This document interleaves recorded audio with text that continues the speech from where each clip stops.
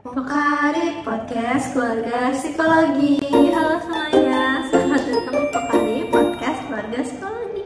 Hari ini kita akan membawa psikologi, jangan bosan-bosan ya untuk psikon.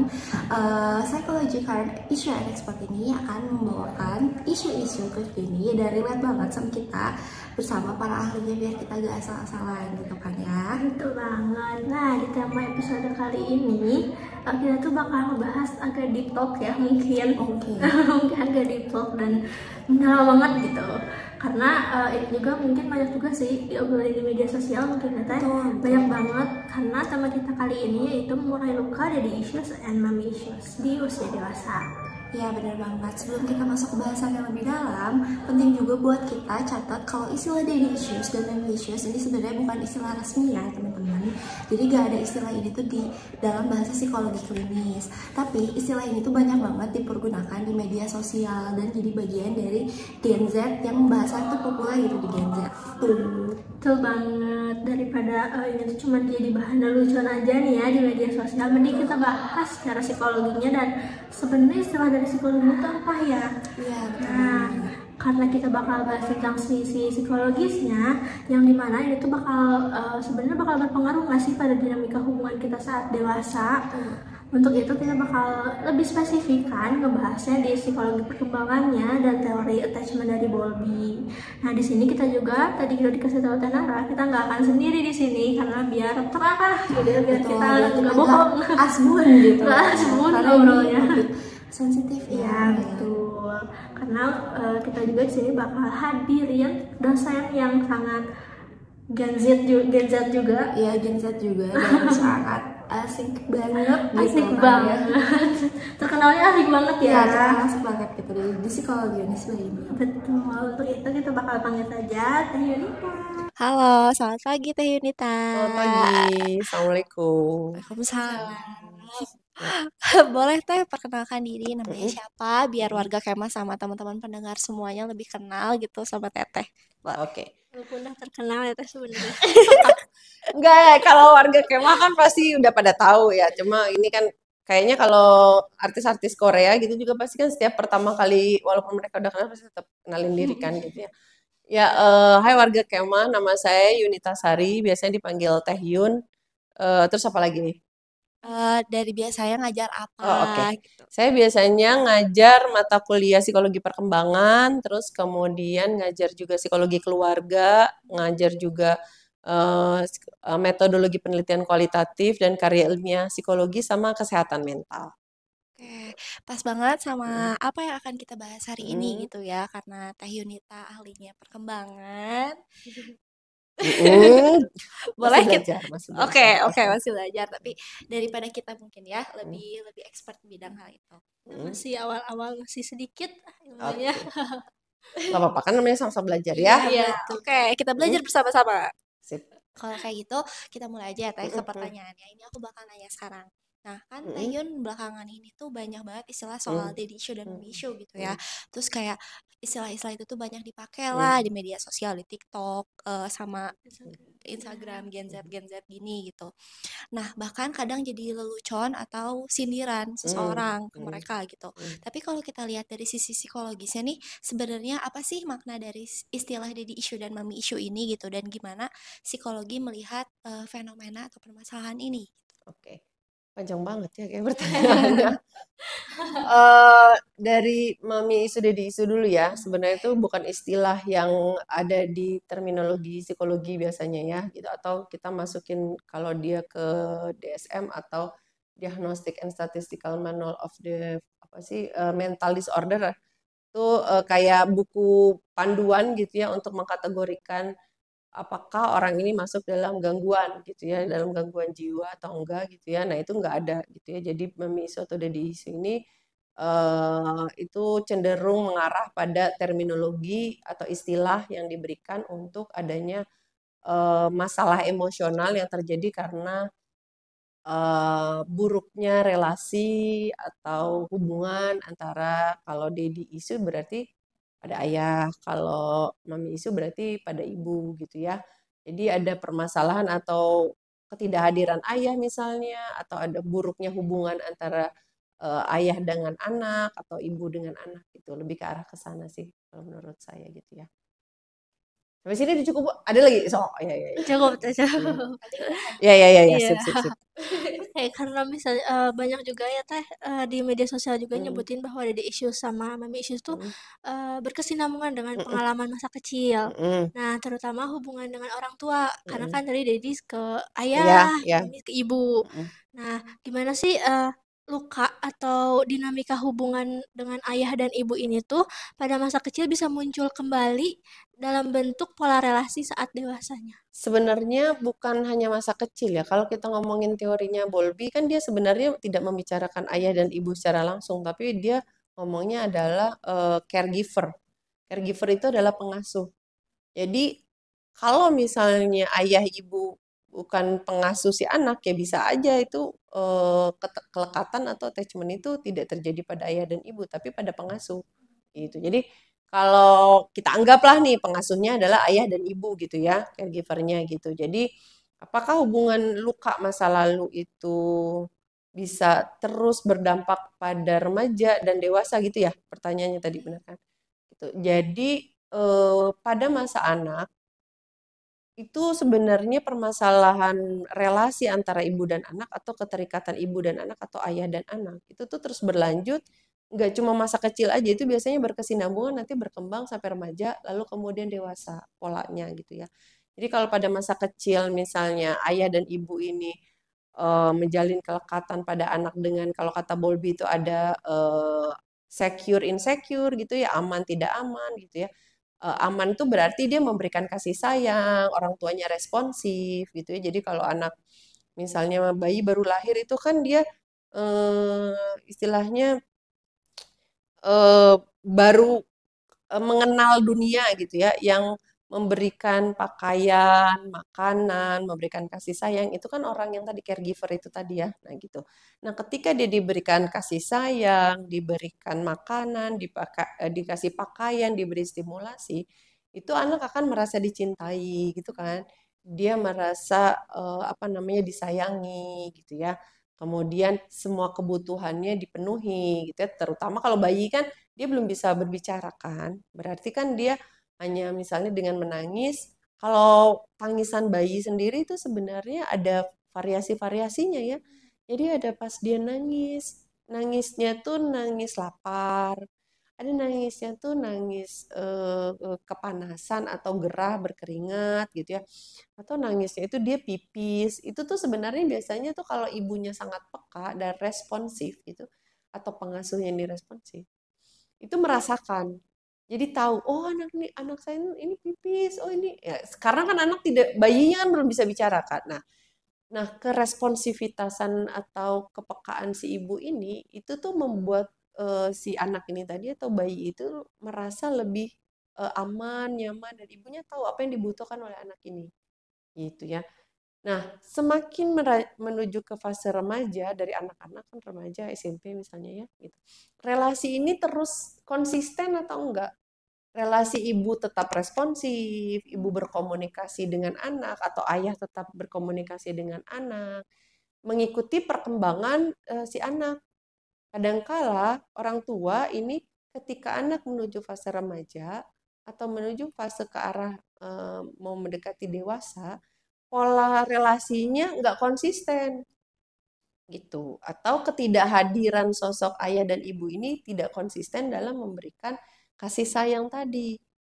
Atau tidak hadir sama sekali gitu kan. Gitu. Sehingga ini yang tadi bisa jadi ada hubungan yang buruk antara anak dan ayah, antara anak dan ibu karena apa namanya?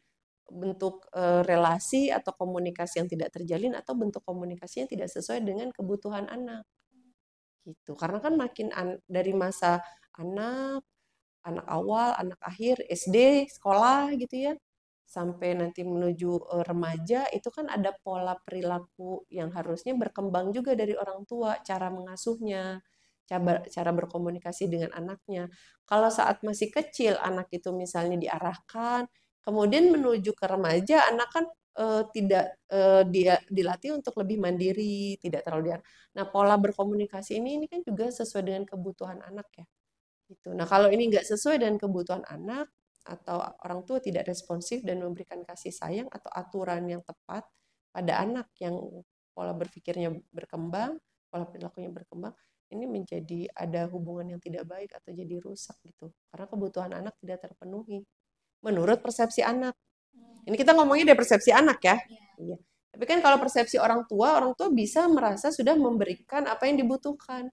Gitu. Tapi tidak sesuai dengan kebutuhan anak. Ternyata orang tua tidak tahu atau tidak punya pengetahuan bagaimana mengasuh anak atau berkomunikasi dengan anak. Atau memberikan kasih sayang yang tepat sesuai dengan kebutuhan si anaknya. Karena tiap anak beda-beda. Gitu.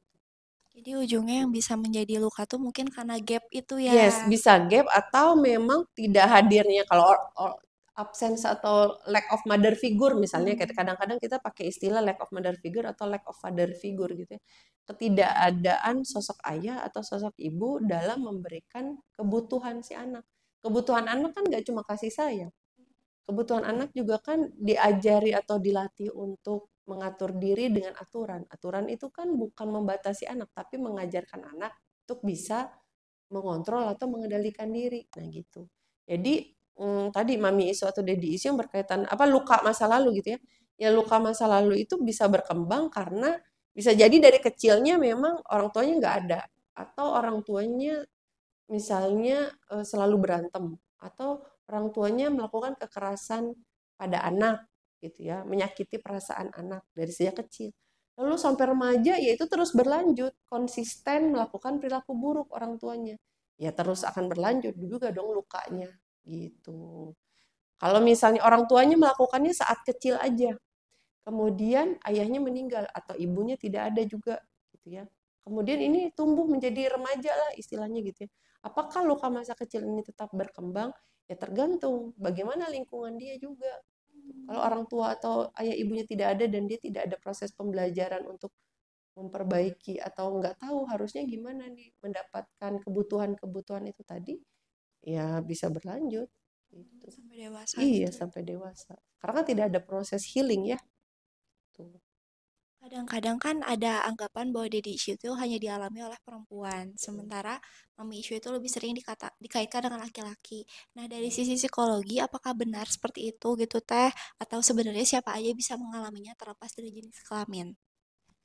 Sebenarnya kalau mami isu cuma anak Laki-laki, laki-laki. sedangkan kalau daddy issue itu kebanyakan perempuan. Apakah seperti itu? Sebenarnya nggak melihat jenis kelamin sih ya kalau itu. Kan sebenarnya kalau kehilangan sosok ayah atau bagaimana hubungan dengan ayah dan hubungan dengan ibu itu dua-duanya bisa dirasakan oleh anak ya gitu.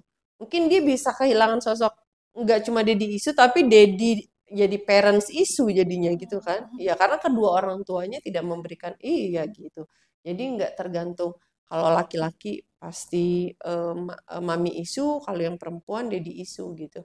Mungkin itu ke teorinya lebih ke waktu di Freud itu kan ada yang Oedipus kompleks gitu karena mungkin ke arah sana mengarahkannya gitu. Jadi kalau kalau di teori itu kan lebih ke laki-laki itu dekatnya dengan ibunya gitu. Kalau anak perempuan biasanya dekat dengan ayahnya kayak gitu.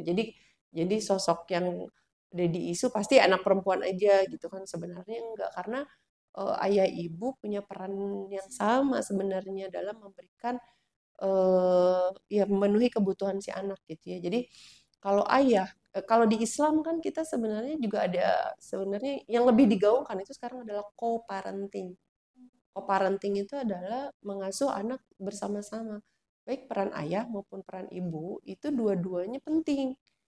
Itu kenapa jadi keluarga utuh bukan keluarga utuh lah ya kalau kita ngomongin struktur ada ayahnya ada ibunya dua-duanya memberikan kasih sayang yang tepat aturan yang tepat karena ayah itu biasanya mengajarkan kemandirian gitu jadi ayah bagiannya mengajarkan kemandirian kepercayaan diri pada anak laki-laki maupun anak perempuan yang dekat dengan ayahnya kemandiriannya pun bisa jadi lebih bagus gitu. Kalau ibu mengajarkan apa? Ibu cenderung mengajarkan kasih sayang, mengajarkan kepekaan, bagaimana empati dengan lingkungan, gitu ya. Jadi kalau ayah tuh mengajarkan anak untuk lebih berani biasanya kayak gitu. Jadi dua-duanya punya peran yang penting. Jadi kalau eh, mami isu dan daddy isu itu cenderung biasanya siapa yang melakukan perilaku buruk pada anak.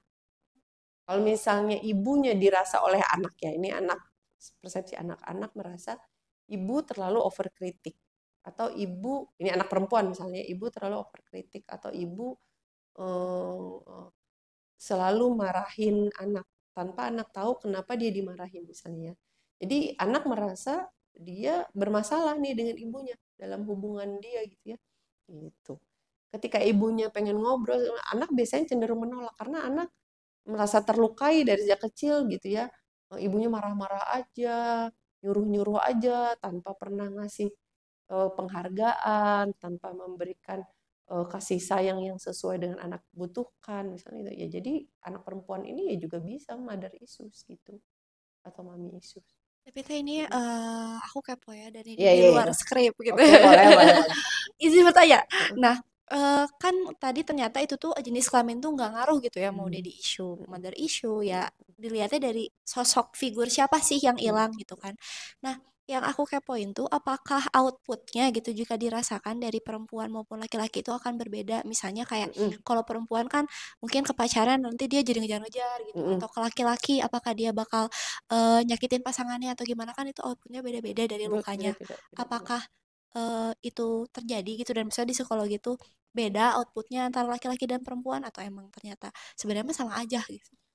Maksudnya sama aja tuh kalau anak perempuan yang mother isu dia jadi kayak gimana? Hmm, Kalau anak perempuan yang daddy isu jadi berbeda gitu. apakah kayak sebenarnya jenis kelamin tuh nggak berpengaruh gitu, karena kan luka ya, mereka kan terluka gitu masa kecilnya.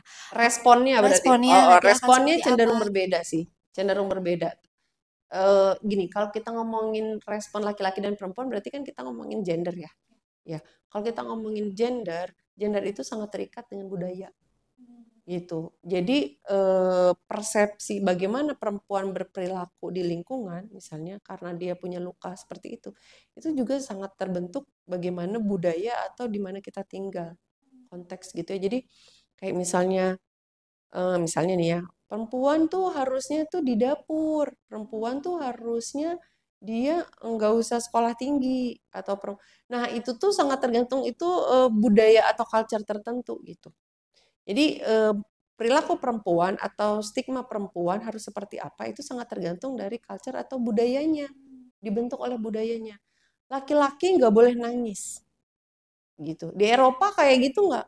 Wah, gitu. Bisa jadi, tapi orang Eropa laki-lakinya cenderung romantis gitu kan. Bule-bule yang cenderung romantis gitu. Itu sangat tergantung dari sebenarnya budaya gitu. Tapi responnya beda nggak teh? Bisa jadi beda. Beda karena cenderung kalau Indonesia nih ya, cenderung kalau di Indonesia tuh sependek pengetahuan saya, kalau laki-laki tuh kan cenderung tidak boleh nangis atau tidak boleh menunjukkan kelemahan ya, ya kayak gitu. Nah sehingga kalau dia apa namanya kehilangan sosok ayah atau daddy issue gitu ya, misalnya ayahnya dulu sering mukulin atau nggak pernah. Nah, anak ini biasanya cenderung, nah tergantung nih ya, nanti dia ketika masuk fase remaja atau dewasanya, dia dapat komunitas yang tepat nggak? Gitu. Nah, karena fase remaja dan menuju fase dewasa, lingkungan itu menjadi penting buat si individu ini. Ketika dia masuk lingkungan yang tepat, gitu ya, itu tetap ada nggak teh? Mungkin tetap ada, tapi nggak menjadi dominan. Dia tahu dia harus seperti apa sebagai seorang laki-laki, gitu. Kalau dia mami isu, mungkin dia cenderung apa namanya kepekaan atau rasa apa ya namanya empatinya gitu ya. Atau misalnya kan jadi kesulitan untuk bisa mengekspresikan mengkomunikasikan ya perasaannya kayak gitu ya, karena dia nggak punya contoh harus gimana sih dia harus mengkomunikasikan perasaannya sama perempuan misalnya gitu ya. Kan nanti kan dia akan nikah sama perempuan nih gitu ya, kita ini yang hetero ya, jangan ngomongin yang homo dulu agak berat gitu. Jadi dia mesti gimana sih sama perempuan gitu, karena ibu saya nggak pernah ngasih contoh nih itu harus kayak gimana, dan ibu saya tuh nggak pernah ngasih yang apa sih kasih sayang, harus nunjukin misalnya ibunya tuh sering meluk atau ngobrol sama dia gitu kan, karena kan mami isu nih yang laki-laki ini gitu. Jadi dia nggak punya contoh, ini harus gimana ya kalau sama istri saya gitu ya, gitu. Atau dia nggak punya contoh, tadi kalau laki-laki dia daddy isu misalnya, dia nggak punya contoh eh, jadi laki-laki tuh sebenarnya harus kayak gimana sih gitu. Nah, kalau dia masuk di lingkungan yang tepat, tadi dia punya peran atau pengganti sosok ayah. Misalnya dia punya dosen atau punya guru atau punya paman yang bisa memberikan sosok ayah atau figur ayah buat dia gitu ya. Jadi dia bisa belajar dari situ. Jadi kalau ayah aslinya nggak bisa memberikan peran itu, dia dapat dari lingkungan, it's okay. Dia bisa belajar dari situ sebenarnya. Berarti Mm. pengasuhan orang tua tuh bukan apa ya? Bukan Kalau misalnya iya satu-satunya. bukan satu-satunya. Yes. Gitu. Nggak jadi yang utama. Jadi kita bisa belajar setelah dia remaja dan dewasa ya, dia bisa memilih, dia bisa belajar untuk memenuhi kebutuhan itu dari lingkungan yang tepat gitu. Jadi tapi itu bisa membekas nggak? Tetap kadang-kadang masih membekas ya. Biasanya tuh sangat tergantung juga dari usia berapa. Ini derajat lukanya juga harus, kalau kita ngomongin luka masa lalu ya, ini derajat lukanya juga harus kita apa namanya ukur, atau kita harus tahu dulu seberapa seberapa dalam lukanya, seberapa berat gitu ya kayak gitu. Jadi kadang-kadang jangan juga kita menjadikan nih saya nih kayak gini nih karena mama saya nih. Saya kayak gini nih karena bapak saya nih gitu. Bapak saya itu dulu apa namanya selingkuh nih. Dia gini-gini gitu. Tentu itu ada efeknya ke dia, tapi kita setelah menuju remaja dan dewasa, kita kan bisa berpikir, kita bisa belajar. Kita bisa memilih. Jangan menjadikan apa yang dilakukan orang tua kita itu jadi satu-satunya faktor yang menyebabkan kita menjadi seperti ini. Nggak adil dong gitu. Karena bisa jadi pada saat itu orang tua kita juga masih belajar menjadi orang tua. Bisa jadi mereka juga masih berproses dan tidak siap punya anak. Gitu. Nah, sebagai orang yang belajar psikologi, kita harus melihat segala sesuatu itu dari berbagai macam sudut pandang. Iya, jadi nggak hanya perspektif anaknya aja. Jadi ketika, ya gue jadi kayak gini karena bokap gue nih, karena bapak saya nih kayak gini nih gitu. Lah, Anda kan sudah dewasa. Kalau Anda tahu itu tidak betul, berarti harus kamu tahu dong caranya bagaimana kamu bisa menjadi lebih baik. Iya kan? Iya. Gitu. Oke, karena tadi juga agak membahas tentang cara membedakan lukanya itu ada derajatnya ya Mm-mm, Teh. mm-mm, Nah, kalau gitu apakah semua orang yang mengalami kesulitan atau mengalami luka pada masa lalu mm-mm. tuh bisa dianggap itu tuh bakal jadi isu atau bisa nggak sih Teh membedakan itu tuh luka biasa atau itu tuh sudah menjadi isu gitu? Luka biasa atau menjadi isu. Nah, tergantung dampaknya berarti ya. Iya. Iya. Dampaknya sampai sekarang tuh seperti apa? Kalau misalnya dia sampai nggak bisa nih misalnya gitu ya, misalnya dia melihat misalnya ibunya bercerai sama bapaknya gitu ya, terus kemudian perceraiannya tidak baik-baik saja. Kemudian dia tinggal dengan bapak tiri misalnya gitu ya. Kemudian bapak tiri ini melakukan kekerasan pada si anak ini, atau ibunya juga karena dihasut oleh bapak tiri juga melakukan kekerasan pada si anak ini. Kalau kekerasan itu biasanya lukanya agak panjang gitu ya. Nah, kekerasan ini kan juga bisa verbal, fisik gitu ya, bisa juga. Ya, nah, yang verbal ini juga kan tergantung ucapan-ucapannya seberapa dalam gitu ya. Dasar kamu anak gak beruntung, dasar. Nah, yang gitu-gitu. Nah, pada masa mereka terutama kalau itu berlanjut terus, anak tuh kan misalnya ya SD gitu ya, terus kemudian menuju fase remaja gitu. Nah, kan ketika dia mau lagi membangun identitas diri, ucapan-ucapan yang diungkapkan oleh orang tua tadi kan itu bisa terus tertanam di otaknya ya, ya kayak gitu. Jadi pola terus-menerus, biasanya seberapa lama sih perilaku itu terjadi sehingga luka itu tuh bisa bisa jadi isu yang sangat besar buat si anak ini. Bahkan dia sudah menuju ke masa dewasa gitu ya, di awal-awal masa dewasa, terutama kayak kalian lah segini ya, 19, 20 gitu ya, emerging adult yang sedang mencari jati, yang mengembangkan diri, yang sedang dalam proses menjalin relasi romantis gitu ya. Gitu. Jadi konsistensi keberlakuan pola itu sebenarnya itu juga jadi penting gitu, seberapa dalam lukanya sampai dampaknya ketika aku nggak mau nikah nanti kayak mama aku atau papa aku gitu, itu kan berarti kan oh dalam nih, iya gitu, berarti kan wah ini kayaknya dalam nih lukanya gitu ya. Aku nggak mau pacaran, aku nggak mau nikah, atau aku kayaknya nggak bisa nih kalau dideketin sama laki-laki atau dengan lawan jenis gitu. Aku merasa risih atau berarti kan ada sesuatu nih, karena kan menikah atau menjalin relasi romantis itu kan sebenarnya memang tugas perkembangan manusia gitu ya. Kayak gitu.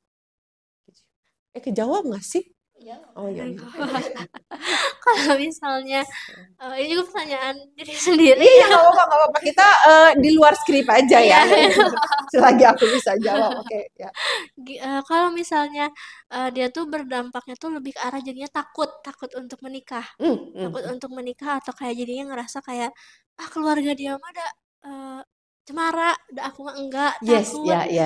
Ada Kalau tuh misalnya klien yang kayak kayak gitu ya. ya, kalau misalnya kayak gitu itu tuh malah jadi isu bagi dia, itu jadi dampak yang panjang buat dia, atau sebenarnya itu tuh cuman dia tuh sebenarnya udah lepas dari masa lalu dia sebagai misalnya yang broken home gitu ya, cuman dia emang memiliki ketakutan aja, atau emang ternyata itu tuh dampak dari Iya, dampak. Bisa orang jadi. tuanya itu. Iya, bisa jadi dampak.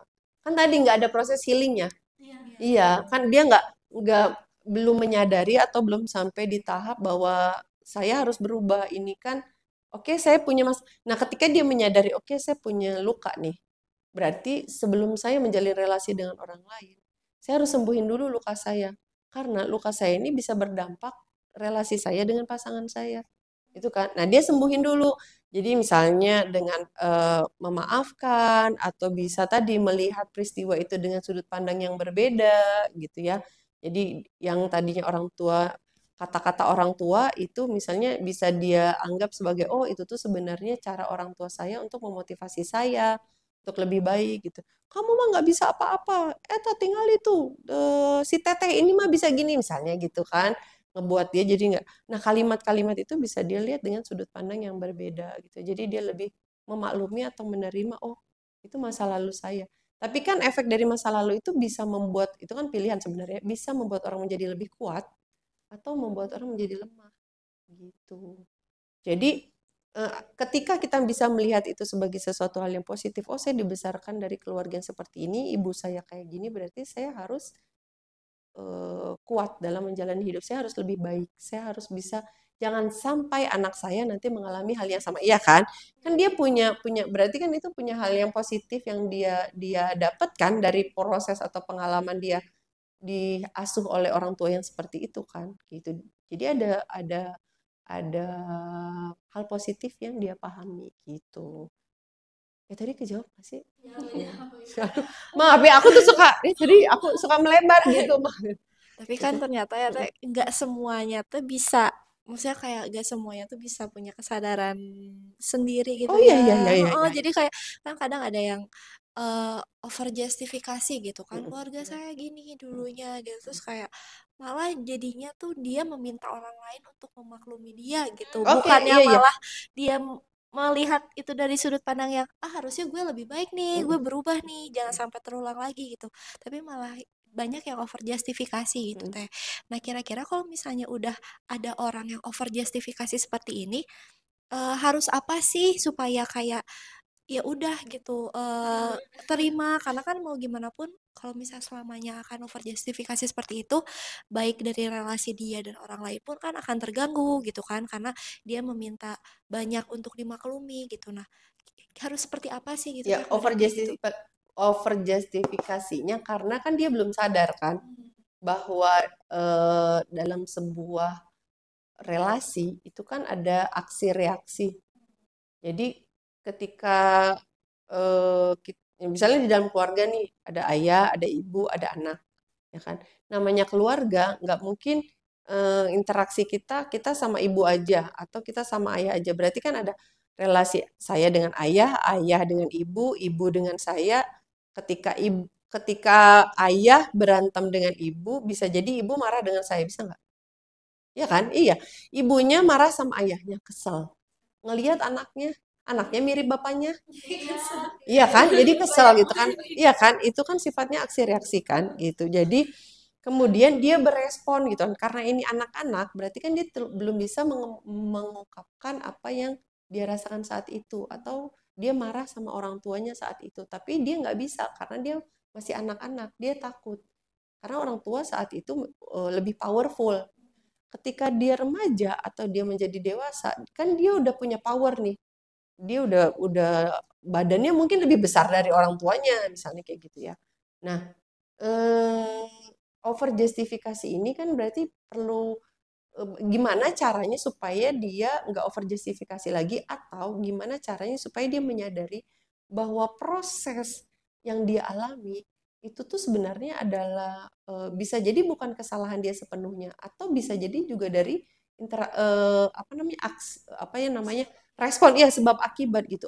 Ibunya begitu lalu dia juga merasa saya nggak peduli dengan itu. Nah itu kan ada responnya, ada orangnya oh ibu saya kayak gitu terus dia merasa oh kasihan juga ya ibu saya gitu kan dia bisa melihat dari sudut pandang ibunya gitu ya karena disakiti oleh ayah gitu.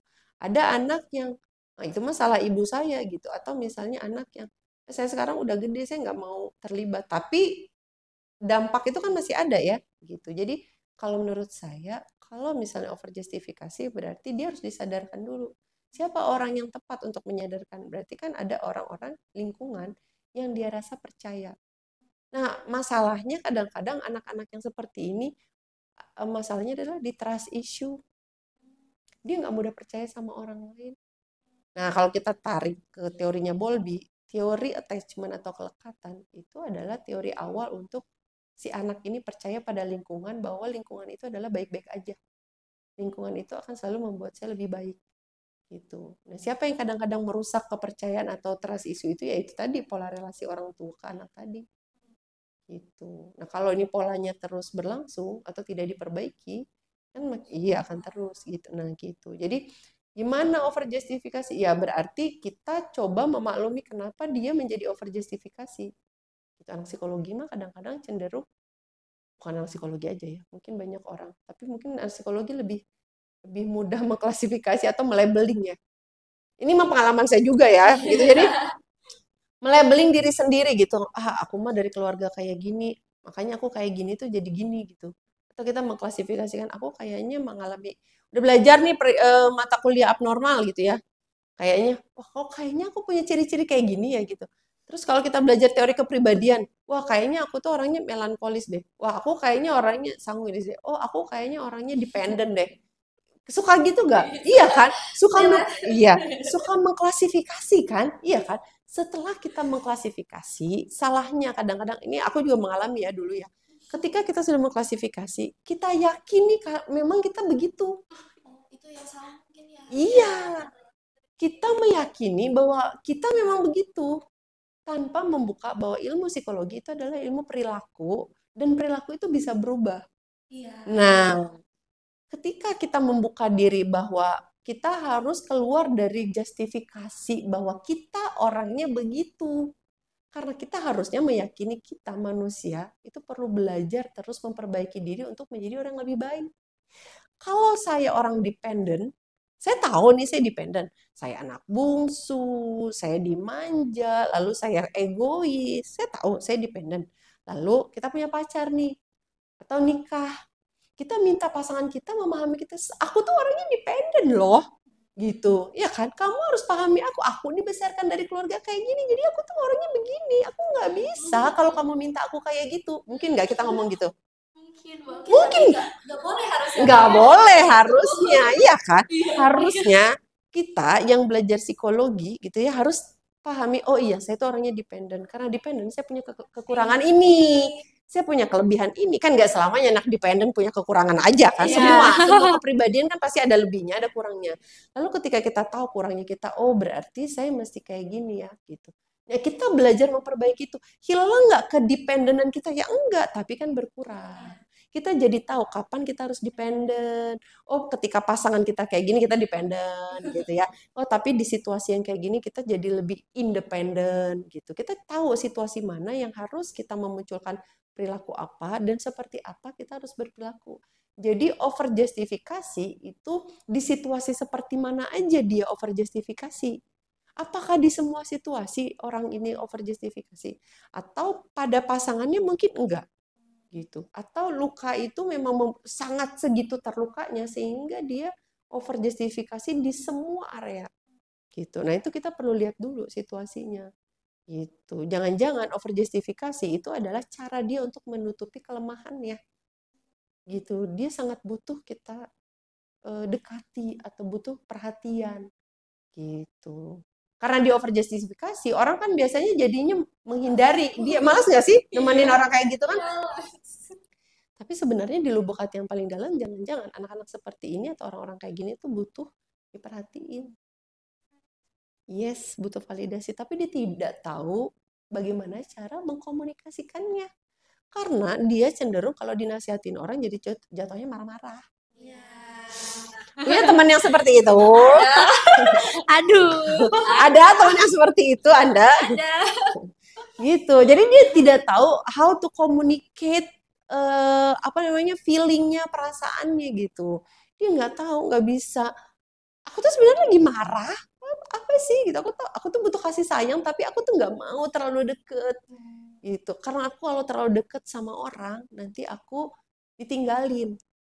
Itu yang itu yang attachment, yang avoidant kan gitu kan. Aku nggak mau terlalu deket karena menurut dia terlalu deket sama orang itu membuatkan luka baru buat dia. Tapi kalau orang-orang yang cemas gitu ya dari teorinya attachment, dia terlalu cemas jadinya kamu ada di mana sayang? Yes, dia takut ditinggalkan orang lain sehingga terlalu posesif, terlalu mengekang orang lain. Ada yang begitu, teman-teman? Siapa yang Kamu di mana? Jam berapa pulangnya? Gitu. Pokoknya aku nggak mau tahu. Pokoknya kamu harus ada jam segini gitu. Kamu temennya cowoknya sama siapa aja? Siapa aja itu teman-teman cowoknya? Aku harus tahu semuanya gitu. Ayo. Jadi dia harus menjaga selalu. Ini kalau yang cemas ya. Jadi selalu menjaga pacarnya harus berada dalam teritorinya dia karena dia takut kehilangan. Kalau dia kehilangan, dia merasa dunianya runtuh. Karena cuma sama kamulah aku bisa hidup. Padahal, ya enggak dong. Iya, kita kan punya teman-teman. Nah itu, dia harus belajar untuk membuka diri. Gitu. Oke. Ada lagi pertanyaan tadi kan tentang validasi ya, tentang validasi orang tuh jadinya malah jadi over justifikasi. Yes. Bagaimana kalau misalnya pola-pola kayak yang orang tua tuh ke kita tuh jadi silent treatment. Kalau misalnya marah jadi silent treatment, terus terlalu banyak Siapa nih orang tuntutan. tua? Orang tua ke anak. Oh, orang tua ke anak. Oh, orang tuanya yang silent treatment ke Iya, anaknya. silent treatment, terus terlalu banyak menuntut. Apakah itu juga bisa jadi pemicu terbentuknya luka ke anak? Iya kan jadi apalagi kalau pas remaja kan, iya kan. Anak itu kan lagi membangun jati dirinya, lagi bereksplorasi gitu ya. Aku tuh mau jadi orang yang seperti apa? Butuh sosok atau figur yang dia aku akan jadi orang kayak gimana sih gitu ya kan dia jadi lagi nyari-nyari ini pola yang mana yang cocok sama dia orang harus berperilaku apa kayak gini gitu. Nah kalau orang tuanya silent treatment anak kan jadi nggak bisa ngobrol ya. Anak juga nggak ada diskusi yang apa ya namanya punya gambaran, iya punya gambaran atau diarahin gitu ya. Nah kan ini orang tua di Indonesia ini juga gini nih, misalnya anaknya dibully gitu ya. Mama aku dibully gitu ya, terus siapa yang ngebully kamu? Kasih tahu nanti mama kasih tahu ke wali kelas gitu ya. Nanti biar mama yang ngubungin itu orang tuanya ini gitu ya. Tanpa bertanya pada anak peristiwanya seperti apa. Waktu itu kayak gimana? Jangan-jangan emang anaknya yang toksik. Iya kan? Bisa bukan toksik. Anaknya nggak tahu bagaimana berperilaku di lingkungan sosial misalnya. Kamu suka nggak temenan sama anak-anak yang tukang ngadu misalnya? Bu guru, ini si ini ya kan? Atau misalnya anaknya misalnya dia pinter di kelas. Terus teman-temannya yang lain belum selesai nih ngerjain kuisnya atau soal gitu ya. Terus dia, Bu guru saya udah selesai. Yang lain teman-temannya ini dong, udahan juga dong Bu guru waktunya. Kan ini harusnya udah selesai nih gitu. Kesel nggak sih kayak gitu? Ya. Terus akhirnya dia dijauhin sama teman-temannya gitu kan. Gak usah ditemenin tuh, dia mau tukang ngadu misalnya gitu. Dia mau terlalu dekat sama guru gini-gini kita diiniin gitu ya.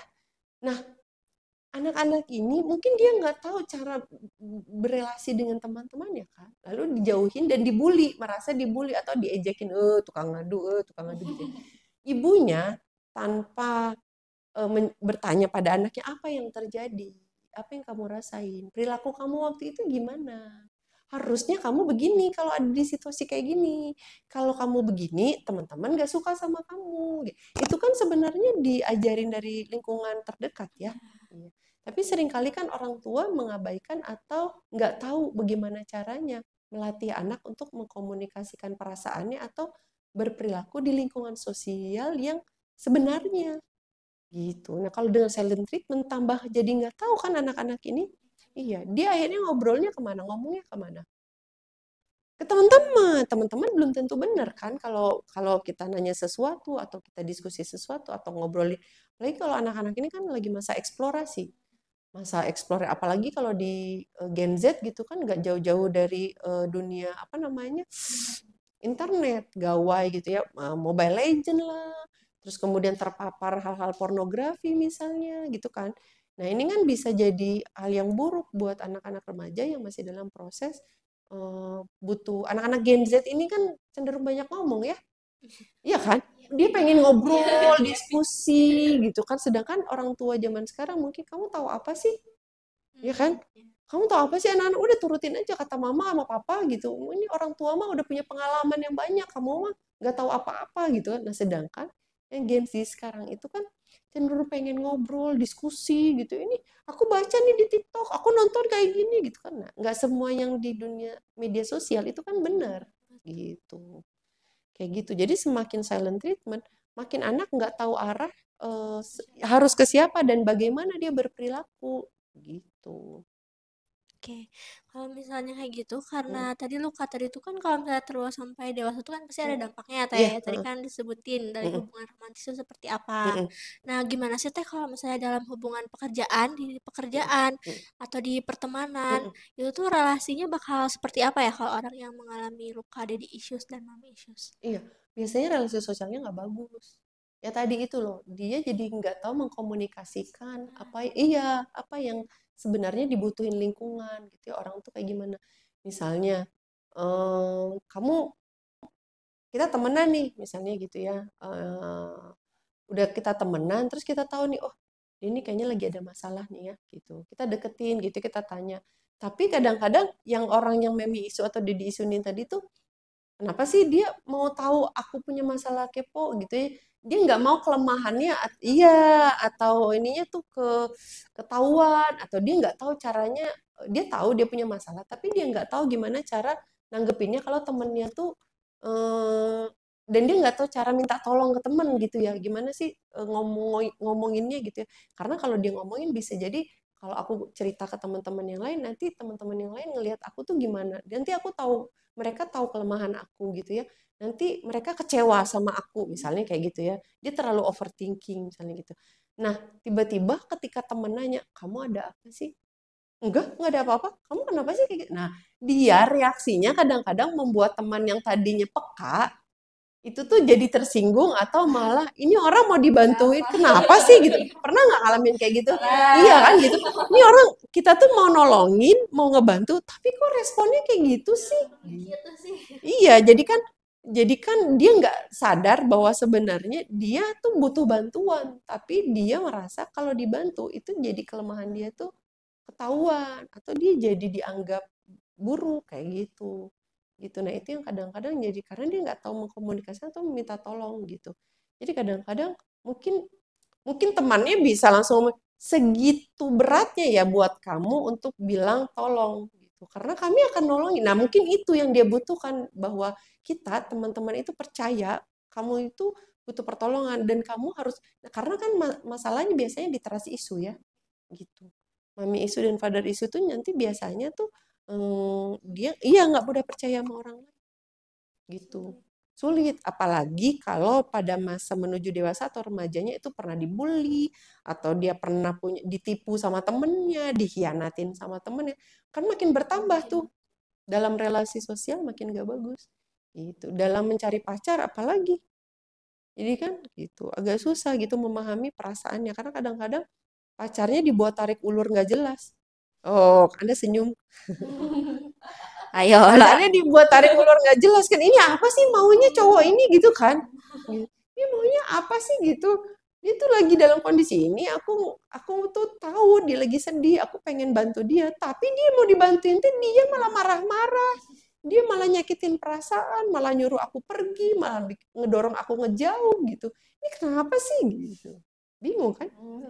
Serba salah gitu. Karena dia nggak menyadari bahwa dia harus belajar gimana caranya trust sama orang itu susah gitu. Terus gak bisa diajarin juga sama kita kan ya untuk Diajarin maksudnya trust. Jadi gimana? kayak kan tadi dia trust issue. Mm-mm. Terus gak bisa kita ayo atuh Percaya percaya.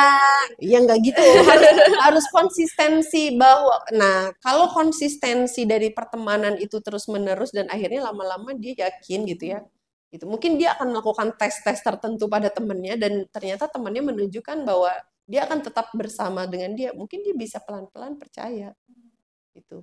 Misalnya udah disakitin nih si temennya gitu ya, temennya tetap aja tahu karena temennya itu tahu bahwa dia punya latar belakang broken home, dia tuh gini gitu. Jadi kan tapi nggak semua teman kayak gitu kan. Iya, Iya. ada temen yang udah sekali dilukain teh, wah males ah temenan sama dia, udah aja cari yang lain. Tapi ada yang udah disakitin gitu. Oh enggak, kayaknya dia tuh nggak sengaja deh ke aku dan dia juga punya latar belakangnya. Temenin lagi. Terus habis itu udah disakitin lagi, temenin lagi. Karena tahu dia tuh punya masalahnya di area itu. Lama-lama kan dia bisa membuka diri. Gitu. Gitu juga kalau dalam relasi romantis. Gitu. Berarti jangka panjang harus konsisten gitu Oh ya. iya, iya. Orang-orang yang berada di lingkungan dia itu, dia akan percaya kalau konsistensi itu terjalin. Karena kan dia nggak bisa trust sama orang karena lingkungannya nggak bisa dipercaya. Iya, setiap dia berperilaku apa pasti orang tuh pergi atau ibunya bilang eh, walaupun mama udah nikah lagi sama bapak baru, nanti mama tetap sayang loh sama kamu gitu. Tapi ternyata enggak gitu. Kepercayaannya kan yang dilukain kan. Gitu. Ini ada case teh. Heeh. Salah satu temen aku. Kayaknya nggak ada di sini tuh. Terus. Biar inget jadi Iya. Ya, maksudnya tuh kok kayak Mm, kan ada cerita-cerita banyak mm, lah apalagi di remaja saat ini mm, gitu itu tuh banyak yang cerita kalau misalnya mereka itu takut mm, mm, ditinggalin gitu terus kayak makanya ke pacarnya tuh jadi overly possessive mm, gitu loh jadi kayak tadi kamu di mana. Terus kayak udah itu mm, gak mau mungkinnya pacarnya harus berada di lingkup dia mm, terus gitu mm, dikekang terus mm, gitu kan. Nah, apakah rasa takut ditinggalkan ini atau dikenal sebagai fear of abandonment mm. termasuk dalam gejala daddy atau mommy issues? Harus dieksplorasi dulu ya, karena kan bisa kalau kita bilang prediksinya iya, gitu ya. Peluang dia besar jadi size-nya kayak apa yang tadi apa fear of abandonment itu peluangnya besar ke arah sana iya gitu ya. Tapi kita harus lihat dulu gitu. Apakah itu dari ayah dan ibunya aja atau itu dari tumpukan berbagai macam. Jadi mungkin ya mungkin bukan ayah ibu tapi figur atau caregiver yang tadi loh. Gitu ya. Misalnya ayah ibunya meninggal, terus caregivernya adalah kakek nenek. Apakah kakek nenek melakukan hal yang itu? Kan nggak ada nenek atau grandmother issues kan? Issues. Tapi intinya kan caregivernya kan yang mengasuh gitu kan. Jadi apakah itu terjadi karena ya pengasuhan? Kemudian tadi ada masa ketika remaja juga mengalami permasalahan trust juga, dikhianati juga dalam relasi. Pokoknya tuh interaksi antara ayah dan ibu atau interaksi dengan caregiver itu tuh nanti berdampak pada perkembangan relasi antara si anak ini dengan lingkungannya. Entah itu lingkungan pertemanan maupun lingkungan romantis atau lingkungan relasi. Intinya ke arah relasi tadi gitu ya. Jadi misalnya tadi yang cemas gitu ya, yang ya dia selalu gitu. Nah dia mm, berarti kan kepercayaan dia pada orang ini tuh sebenarnya yang bermasalah nih. Lebih ke arah, kalau menurut aku ya lebih ke arah trust issues-nya gitu. Jadi dia takut kehilangan orang karena dia nggak yakin orang itu akan selalu berada dan iya menepati janjinya. Berarti kan luka yang diberikan itu cukup besar karena tidak mendapatkan ya mungkin perhatian, kepercayaan gitu ya dari sejak dulu gitu. Atau dia memang nggak bisa mengkomunikasikan apa yang dia rasain ke orang lain atau ke teman-temannya. Jadi sosok atau figur yang cuma dia bisa buat ceritanya adalah cuma pacarnya aja itu gitu. Sedangkan kalau kita berelasi, kita kan relasi kita kan nggak cuma pada pasangan ya. Iya, kita kan juga punya relasi lain gitu, punya punya pertemanan-pertemanan lain yang saling mendukung atau support system lain gitu loh. Kalau kita support sistemnya memang berfokus pada hanya misalnya tadi sama pacar aja, karena pacar saya teh yang tahu saya begini begini begini. Ya karena kamu terbukanya hanya sama pacar kamu gitu. Kalau kamu sedikit membuka diri pada teman-teman yang kamu anggap percaya, saya nggak percaya sama teman kamu. Iya, kenapa teman kamu nggak percaya sama kamu? Apa yang ngebuat? Nah itu kan kita harus em, berlatih untuk apa yang orang pikirkan tentang kita dan bagaimana kita berpikir tentang dia. Melihat belajar dari sudut pandang orang lain terhadap diri kita, gitu ya. Meningkatkan empati kita. Apa ya? Kalau saya gini kira-kira apa ya yang dirasain oleh teman saya gitu. Nah, dalam relasi romantis kan itu jadi penting. Makanya relasi romantis itu sebenarnya adalah perkembangan bukan, ketika kita berteman itu sebenarnya adalah modal-modal kita untuk bisa menjalin relasi romantis yang sehat. Karena dalam pertemanan itu kita belajar untuk peka apa yang dirasain teman saya, apa yang dirasain. Kan beda ya sama kita ke orang tua sama kita ke teman kan relasi kita gitu ya. Jadi oh kalau saya gini, oh teman saya sedih. Gitu juga kan nanti ke relasi romantis gitu. Ketika misalnya tadi dia nelponin apa namanya pacarnya terus gitu, kamu di mana nih? Kan ke dalam relasi itu kita mikirin, kalau aku gini apa ya yang dirasain pacar aku ya? Dia seneng nggak ya? Dia nyaman nggak ya kalau aku kayak gituin terus? Itu kan?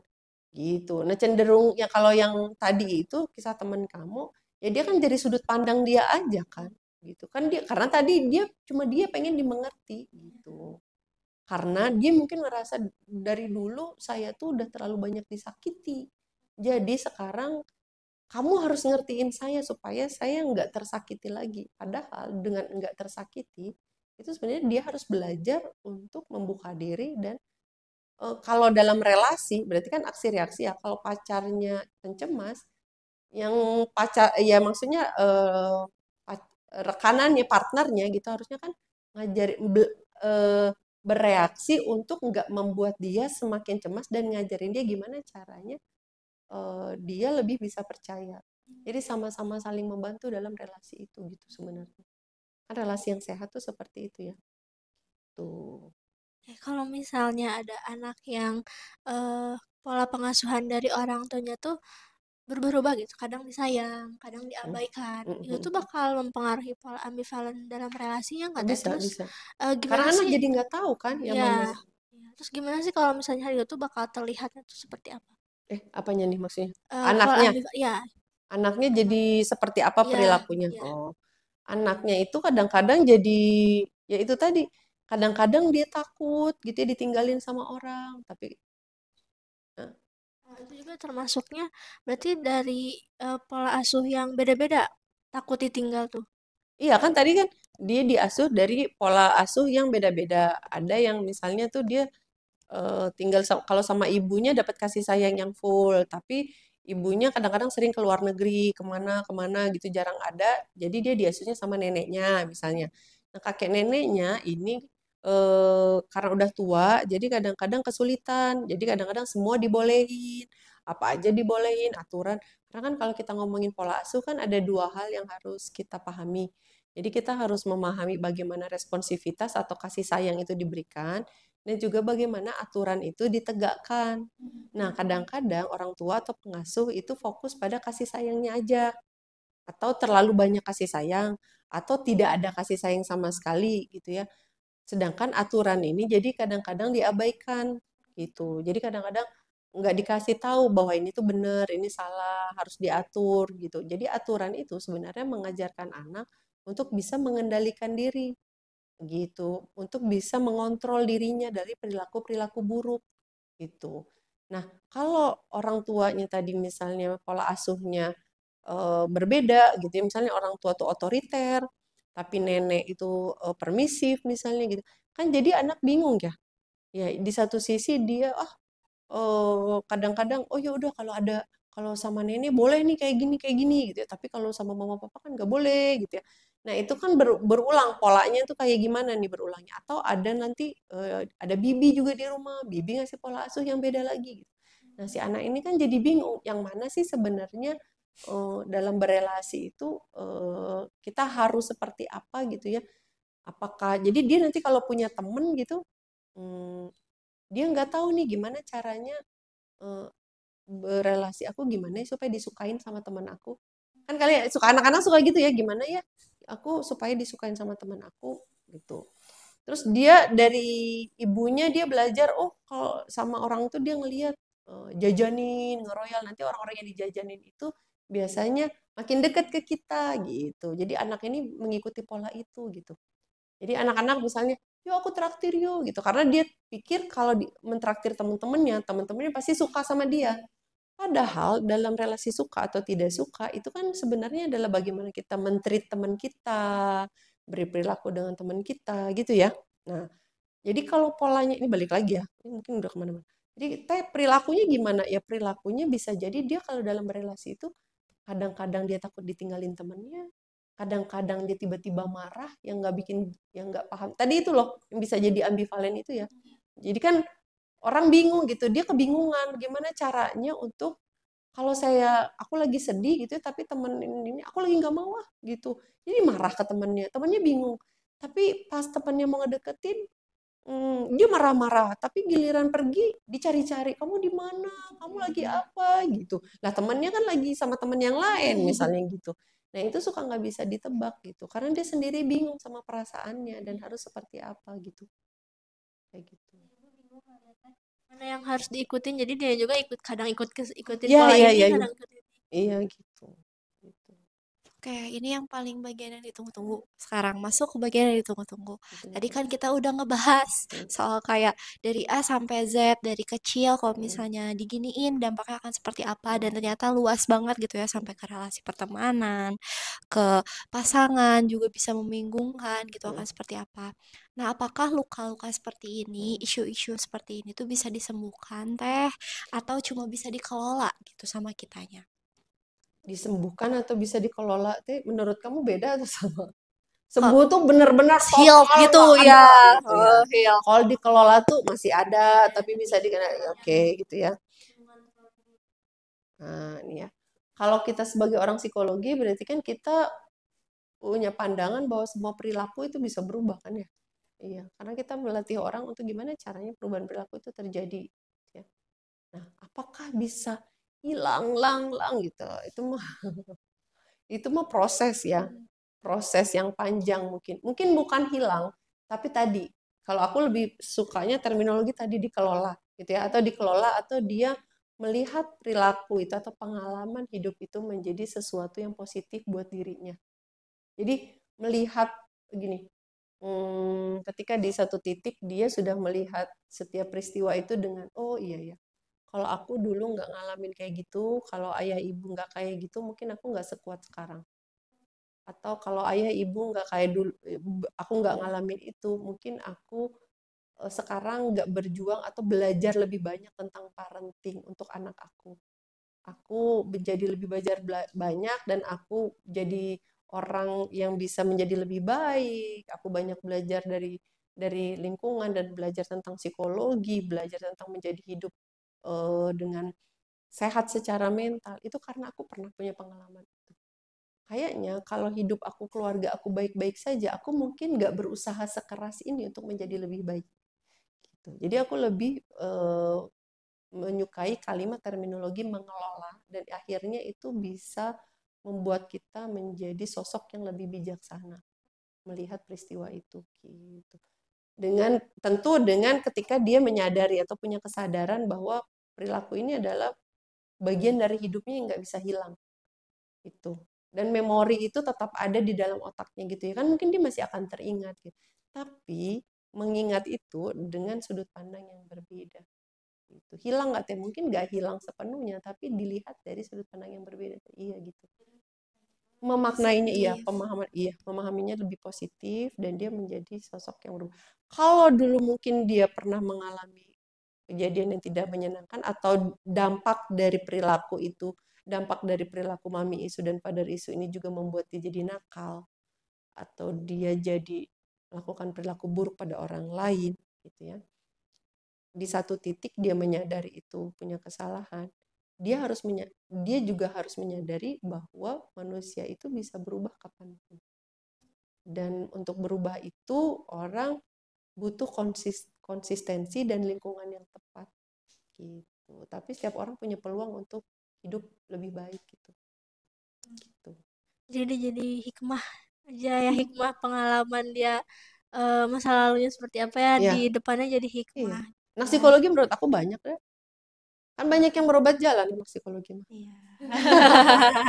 Karena kenapa dia memilih psikologi itu pasti biasanya klasifikasinya kalau nggak dulu waktu SMA atau sebelumnya dia suka dicurhatin teman-temannya, atau yang kedua dia punya luka masa lalu atau keluarganya nggak ya bermasalah gitu ya, jadi dia pengen tahu di psikologi tuh aku pengen tahu sih kenapa sih aku jadi kayak gini gitu ya. Itu apa ini? Iya apa? Atau anak psikologi tuh satu lagi tuh yang dia nggak ngerti psikologi tuh apa, jadi ya asal masuk aja. Iya. Oke teh.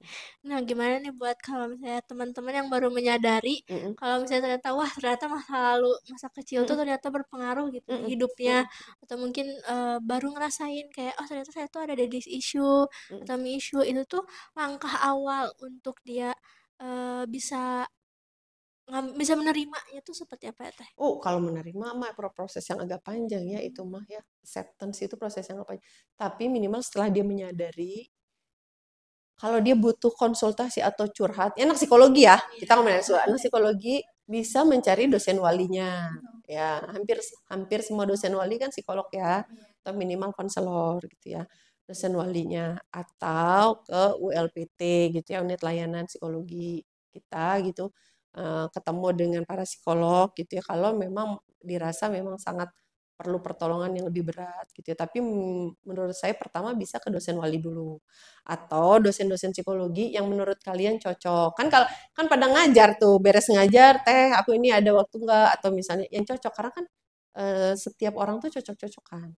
Nggak bisa misalnya semua orang cocok dengan saya untuk curhat, belum tentu gitu. Sangat apa namanya ya, cocok-cocokan orang yang diajak ngobrol untuk berdiskusi atau milih psikolog aja kadang-kadang tuh kita cocok-cocokan gitu ya, nggak semuanya bisa tepat gitu. Jadi ketika kita menyadari, oh berarti saya harus berubah nih. Ada yang harus saya perbaiki dari diri saya. Nah ketika tekad itu sudah ada, bikinlah action plan, ya rencana harus seperti apa gitu. Bisa ada juga yang aduh belum bisa nih kayaknya ngobrol atau curhat, ya carilah buku-buku healing misalnya apa yang bisa dilakukan gitu ya, atau membangun apa ya namanya tuh relasi nih gitu ya, kan kita tahu nih relasi kita buruknya sama ayah sama ibu, berarti kan oh berarti saya gimana ya supaya bisa seperti ini gitu. Kalau dia udah tahu relasi dengan ayahnya buruk atau sama ibunya buruk, ya dia sudah bisa menyadari pelan-pelan, oh berarti aku nggak boleh ngomong kayak gini, oh berarti aku harus seperti ini. Gitu. Anak-anak psikologi mah pintar-pintar bisa mereka belajar gitu caranya seperti apa. Kalau udah memang kesulitan ya bisa ke ULPT.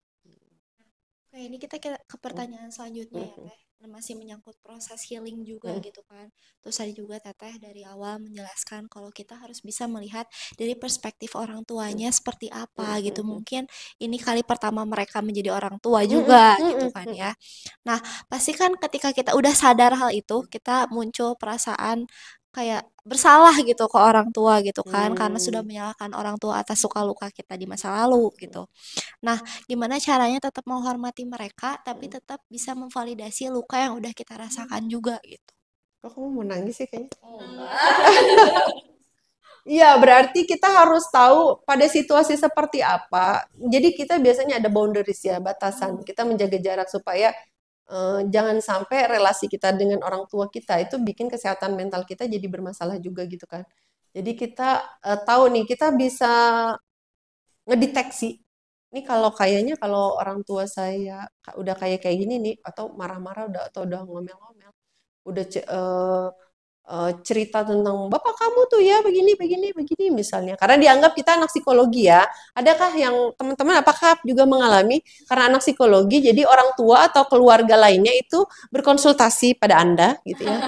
Kan kamu anak psikologi, tahu gitu. Jadi kamu ini dengerin curhatan mama, kamu dengerin curhatan papa gitu. Jadi dianggapnya kita itu adalah dewa untuk menyelesaikan semua masalah gitu ya. Nah, maka itu, maka dari itu kita harus punya boundaries gitu ya. Jadi kita punya apa namanya? Punya batasan. Kapan kita juga kapan kita bisa ngobrol, kita harus lihat dulu kondisi atau sumber daya kita sebagai sebagai anak gitu ya. Kita harus tahu dulu, kayaknya saya lagi nggak bisa nih dengerin curhatan mama gitu ya, atau dengerin curhatan papa, atau lagi dalam kondisi saya lagi nggak baik-baik aja nih perasaannya. Nah kalau kayak gitu kita harus komunikasikan gitu ya. Oh, mah sekarang lagi ada kegiatan ini, kayaknya nggak bisa deh, atau ini gitu ya. Karena menjaga ketika kita terlibat langsung atau kita masuk dalam situasi itu akan membuat kesehatan mental kita makin terganggu. Jadi lebih baik kita menghindari situasi-situasi itu, gitu. Jadi gimana tuh cara menghindarinya? Ya kalian yang paling tahu orang tua kalian, berarti kan apakah melarikan diri dengan ada kegiatan lain, menyibukkan diri dengan kegiatan lain, gitu ya?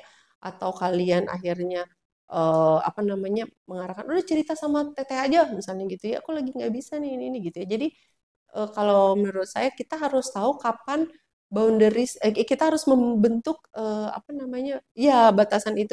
Tapi ketika kita siap atau kita punya sumber dayanya untuk bisa meladeni itu atau terlibat dalam situasi yang kira-kira agak toksik itu, maka kita bisa mempersiapkan diri untuk lebih baik gitu. Kita bisa, oh, maksud mama tuh kayak gini. Oh, lebih tenang gitu kan. Kan kita tahu ya situasi-situasi kita ya. Oh, kayaknya aku lagi ada banyak tugas nih, lagi ini nggak bisa nih, ini lagi pasti kalau mama udah nanya kamu nih, itu pasti aku akan ini gitu. Apa namanya? Akhirnya kita akan mengungkapkan kalimat-kalimat yang itu makin memperburuk relasi kita dengan orang tua kita. Gitu. Jawab nggak maksudnya? Jawab, jelas banget. Sampai diajarin bentuk boundaries juga ternyata penting ya, biar Iya, iya, nggak iya. makin memperburuk Ya, hubungan. hubungan secara emosional kan. Karena kalau udah buruk bisa makin susah juga ngebedarinnya gitu Yes, kan. Jadi lebih baik kita betul. mencegah. Apalagi kalau ini kebanyakan, nggak hanya orang Sunda aja sih, orang Islam kan kita tahu ibu itu adalah tempat surganya anaknya. Telapak kaki ibu adalah surganya anak tuh ada telapak kaki ibu ya. Jadi kita nggak boleh melawan orang tua, terutama ibu gitu. Tapi seringkali yang bermasalah itu adalah yang overkritik pada anak itu adalah ibu. Ya, itu. Nah ini kadang-kadang membuat anak-anak kadang-kadang jadi merasa bersalah atau dia jadi eh, makin depresi gitu ya karena tahu ibunya toksik tapi dia juga nggak bisa nyalain. Kalau ayah tuh nggak mengajarkan untuk kayak gitu kan, lebih tugas atau lebih cara ngambil keputusan yang tepat tuh kayak gimana? Karena kan ayah tuh cenderung lebih rasional gitu. Yes, gitu. Jadi kalau mau ngambil keputusan mesti gini nak, misalnya kayak gitu. Kalau itu hilang jadi bingung kan, gak tahu harus ngambil keputusan gimana. Soalnya Iya. rata-rata kalau misalnya dari teman-teman saya tuh mereka tuh nggak tahu harus gimana ya, nggak tahu harus ngambil keputusan karena emang nggak diajarkan untuk itu, jadi ngikut Hmm, kemana-mana, terus hmm. jadi kayak lingkungannya jelek juga ke bawah-bawah. Ya, nah kalian anak psikologi mah kan harusnya udah mulai belajar juga. Kalau ngambil keputusan susah gimana? Ya udah bikin bikin apa namanya bikin matriks, ya bikin kolom hal positif apa yang terjadi, hal negatif apa yang terjadi kalau kamu seperti itu gitu kan. Kalau keputusan udah diambil ya berarti komitmen terhadap apa yang sudah diambil. Nah ini mahasiswa mah sukanya ya gitu. Udah selesai nanti. Nah ini nih kasusnya nih ya. Nanti udah di ujung-ujung tuh, nanti saya tuh nggak minat sama psikologi. Kamu nanti bentar lagi nih di DO nih karena kan harus iya tapi saya dari awal tuh orang tua saya yang nyuruh. Kenapa kamu mau? Kamu nggak dikomunikasikan, iya nanti orang tua saya begini, begini, begini gitu. Kan kamu sudah dewasa, berarti kan kamu udah bisa memikirkan apa yang menjadi tanggung jawab kamu. Kalau kamu mengiyakan untuk kuliah di psikologi, maka selesaikan sampai akhir. Itu belajar berkomitmen. dalam pernikahan, dalam relasi romantis atau dalam berteman, kan yang kita perlukan itu adalah komitmen kan, loyalitas, komitmen. Nah ini yang agak susah tuh, gitu. Tricky sekali ya hubungan dan iya kayak ternyata saling berpengaruh gitu, Oh nggak cuma iya, dari pola asuh doang. iya, karena kan itu berkaitan dengan relasi. Relasi kan banyak.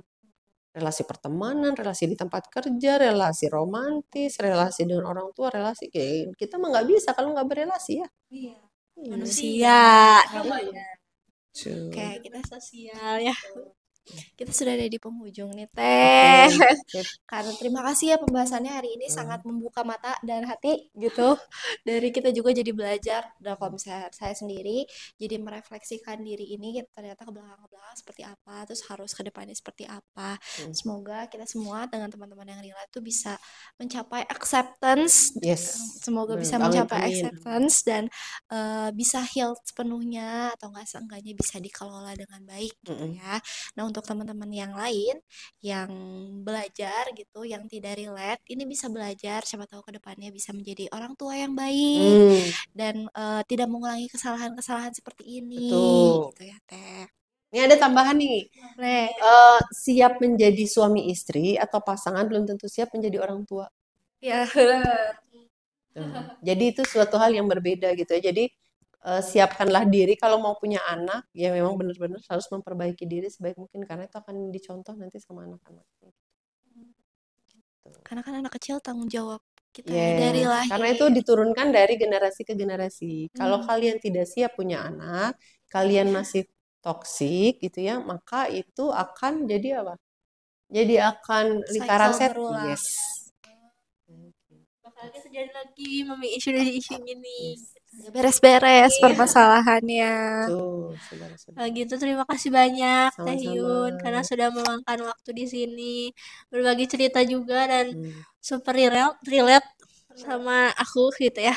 Sejam lebih ini kita. Iya. Oh betul, lebih ya. Oke. Lama juga Kerasa. lumayan ya. Ini paling Mohon maaf, lama mohon nggak sih? maaf. Paling lama ya? Paling lama. Oh gitu? Iya. Harusnya tadi kamu kata aku kalau kelamaan. Enggak apa-apa. Iya, jadi bahasnya benar-benar detail. Detail sampai tadi healingnya juga karena saya harus gimana ya pun kebahas gitu. Terima kasih ya banyak ya Teh Sama-sama. Yun. Semoga dari Teh Yun kesini juga bisa banyak yang ngambil pelajaran dari Teh Amin, Yun. amin. Kalau gitu karena ini udah panjang juga kalian nonton kita. Teman-teman, iya lumayan gitu ya. Untuk itu jangan lupa untuk tungguin untuk next Pokarinya karena kita bakal ada next Pokari lagi walaupun tinggal sedikit nih jatah. Kita akan say goodbye dan akan ada yang menggantikan kita berdua.